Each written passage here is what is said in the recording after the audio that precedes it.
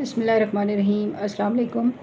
Titan جو کہ ایک چھوٹی سی سیاحتی آبدوز تھی اور یہ 5 سیاحوں کو لے کر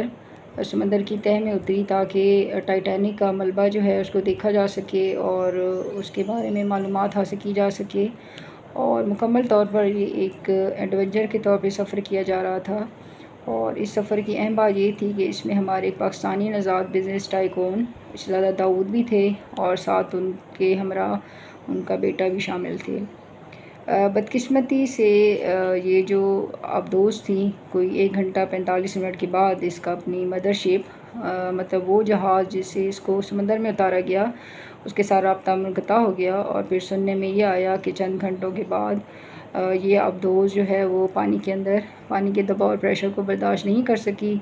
اور اس سے یہ بلاسٹ ہو گئی، اور پھر اس طرح سے یہ جو 5 سیاح تھے ان کی جانیں ضائع ہو گئیں۔ اب اس کے بارے میں مختلف لوگ اپنی رائے کا اظہار کر رہے ہیں۔ کچھ یہ کہہ رہے ہیں کہ ایک اتنا دنیا کا امیر ترین انسان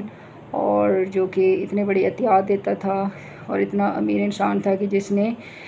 اس سیر و تفریح میں اتنے کروڑوں خرچ کر دیے، اس کی موت اتنی بے بسی میں ہوئی کہ وہ سمندر کی تہہ میں کہیں فنا ہو گئے، ان کو کفن تک نصیب نہیں ہوا۔ اس بارے میں میری رائے یہ ہے کہ جس طرح سے ہمارا نصیب، ہمارا رزق، زندگی اور باقی چیزوں کا مالک اللہ ہے، اس طرح سے ہماری موت کا بھی سراسر جو ذمہ دار اور مالک ہے وہ صرف اللہ تعالیٰ کی ذات ہے، اور اللہ تعالیٰ بہتر فیصلہ کرنے والے ہیں کہ کس کو کہاں پہ اور کس مقام پہ کس طریقے سے موت آنی ہے۔ ضروری نہیں ہوتا کہ جو لوگ کفن میں وفات پاتے ہیں، دفن ہوتے ہیں،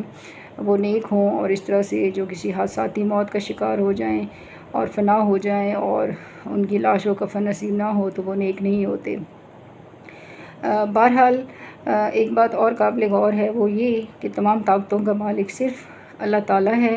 اور انسان کو جس جگہ موت آنی ہوتی ہے تو اس کو وہاں پہ پہنچا دیا جاتا ہے۔ اس کو اگر ہم ریلیٹ کریں اپنی اسلامی تاریخ کے ساتھ تو وہ کچھ اس طرح سے ہے کہ ایک دفعہ ہمارے نبی پاک حضرت محمد صلی اللہ علیہ وسلم ایک جگہ تبلیغ فرما رہے تھے، تو ایک صحابی نے شکایت کی کہ حضرت اسرائیل علیہ السلام ان کو بڑے گھور گھور کر دیکھ رہے ہیں، تو جس سے ان کو خوف محسوس ہو رہا ہے۔ تو آپ حضرت محمد صلی اللہ علیہ وسلم نے حکم دیا کہ ان صحابی کو کسی دور دراز مقام پہ پہنچا دیا جائے۔ آپ کے حکم کی تعمیل کی گئی۔ 1-2 روز کے بعد جب حضرت اسرائیل علیہ السلام سے آپ کا سامنا ہوا تو آپ نے سوال کیا کہ آپ اس صحابی کو کیوں اتنے گھور کر دیکھ رہے تھے؟ تو حضرت اسرائیل علیہ السلام نے جواب دیا کہ یا رسول اللہ صلی اللہ علیہ وسلم، میں اس بات پہ حیران تھا کہ مجھے اللہ کی طرف سے یہ حکم ملا کہ اس کی فلاں جو جزیرہ ہے وہاں پہ روح قبض کرنی ہے۔ تو اس جو جزیرہ تھا اس کا فاصلہ یہاں سے بہت زیادہ تھا، اور میں حیران تھا کہ اتنے زیادہ فاصلے پہ یہ شخص بیٹھا ہے اور اس کی میں روح کیسے قبض کروں گا۔ تو